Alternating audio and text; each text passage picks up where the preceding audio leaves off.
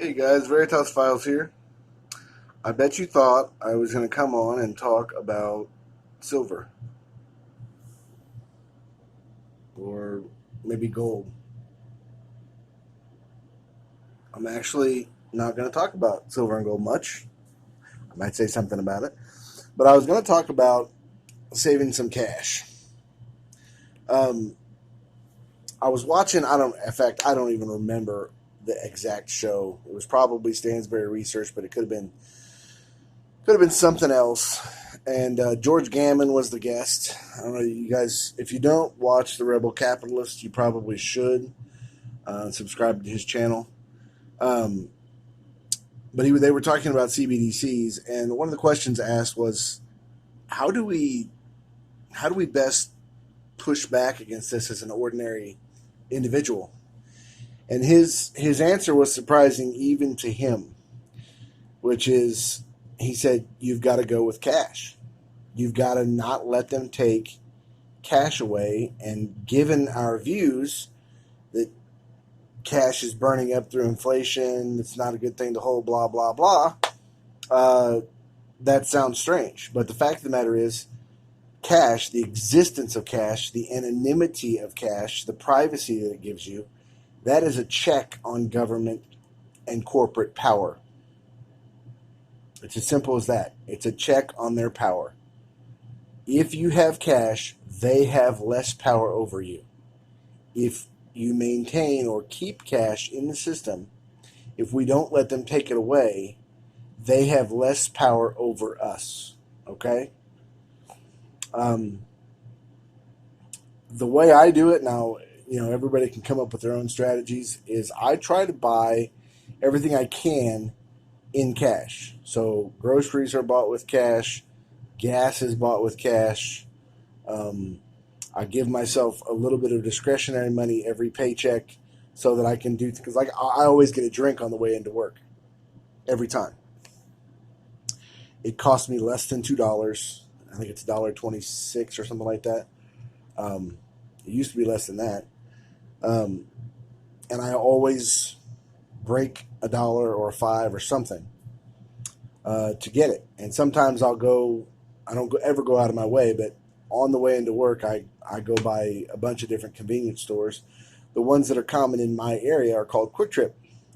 So I stop at Quick Trip at least once every night, and sometimes twice. So I'll maybe stop and get a cheese stick or two, where again, I'm breaking some money down, a 20, a 10, a 5, ones, whatever. And I'm keeping the change. And anytime I get back a good condition bill, either from my bank when I take it out or from when I break this money going to a convenience store, any good condition bills I just keep. I hold them back. The total on the table probably represents about 15,000 in value. There's a little over $500 in ones here, which is a little crazy, but it is what it is. When you go to convenience stores, what you get most of the time are ones, right? Um, but anyway, there's a variety of bills, and my own view is that people should have between 3 to 6 months worth of living expenses in cash, where they can get at it quickly. And why do I say 3 to 6 months? Well, I think having $1,000 emergency fund is fine, but that's not going to buy you much. That's one car repair, assuming it's something relatively small. That's not a home repair. If you have a home repair to do, generally speaking, it's going to cost you a lot more than $1,000. Okay. One of the reasons I have this, in fact, I would have more, but between 2019 and 2021, I had to replace a roof, an air conditioner, a furnace, and a hot water heater, all within roughly about a year of each other. That cost roughly $12,500, something like that, and it virtually ate up my entire cash store. So the reason I have so many ones, for example, is because out of the money that I had saved, that was the money that I didn't spend um, taking care of business with regard to my home repairs that I needed to do. Part of that was because I just needed a new roof, but the other part of that was because of that cold snap that we had that froze Texas half to death. I already was needing to replace the air conditioner, but everything else went out of me, and so it was just a mess. So I just had to get it all dealt with at one time. It was a huge hassle, but it would have been a much bigger hassle if I had not had stuff in reserve. And using cash, having cash, that is the only way that they are going to not take it away. The only way they're going to leave cash in the system is if businesses are too afraid to lose the revenue that cash brings in. If they're doing 3% of their sales in cash, they're not going to care if they withdraw cash. But if they're doing 30% of their revenue in cash, of their sales, they're going to care. They're not going to want to take a 30% hit. Nobody would, right? And I think it's doable, but people have to do it. They have to quit being fatalistic. Do we understand that cash will eventually be gone? Yeah, of course we do. We're not, it's not like I have my head in the sand. I'm aware of what's happening, but just because something will happen, we don't have to pretend like it's already happened. I mean, all kinds of people, they try to eat right and they exercise. Well, why do they do that? Do they do it because they think, oh, gee, that means I won't die? No, they don't. They all know they're going to die, but they don't just sit down and eat until they're dead. They don't just let it happen. They do things to try to extend their life, extend their quality of life. They do things to try to delay what is inevitable. So rather than dying at 65, maybe they'll die at 76.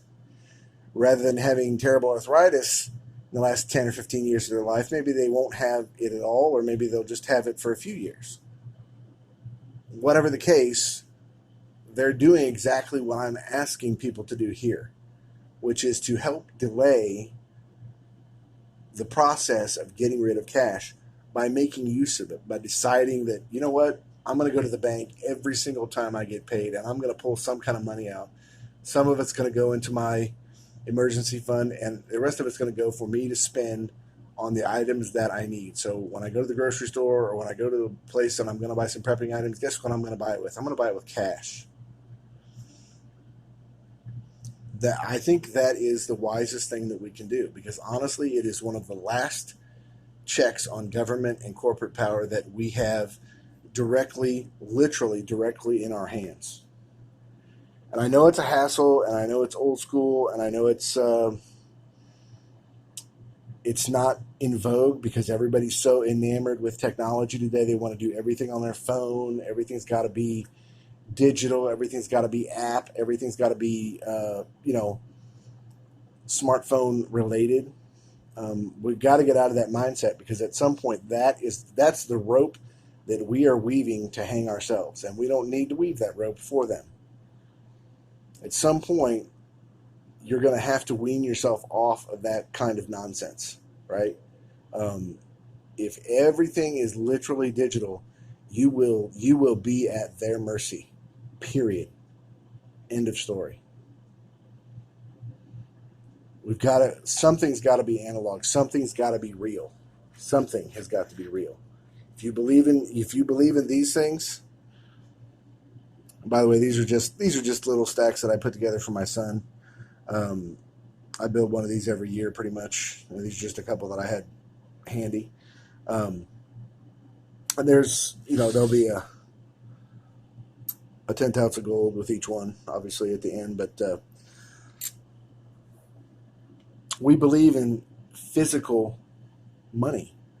Money is, by nature, it was a weight of something. It's a chemical element on the periodic table, and it's a weight.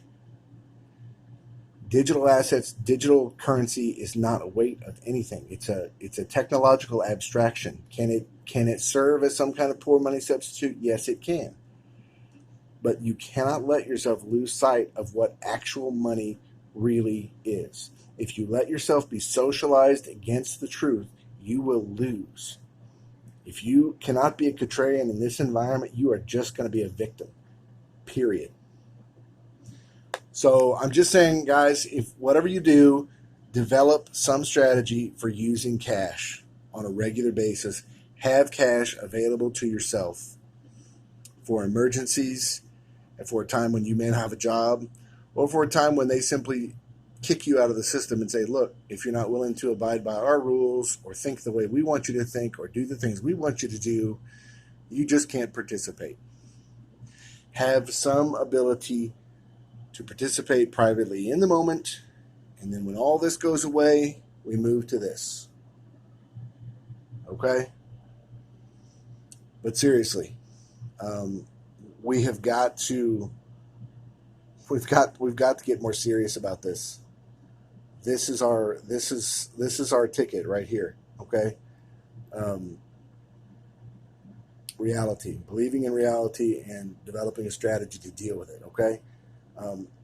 I don't have a lot more to say, guys, but I just wanted to come on and give this encouragement while I had this stuff available to me, and I hope you guys will take it to heart. Thanks.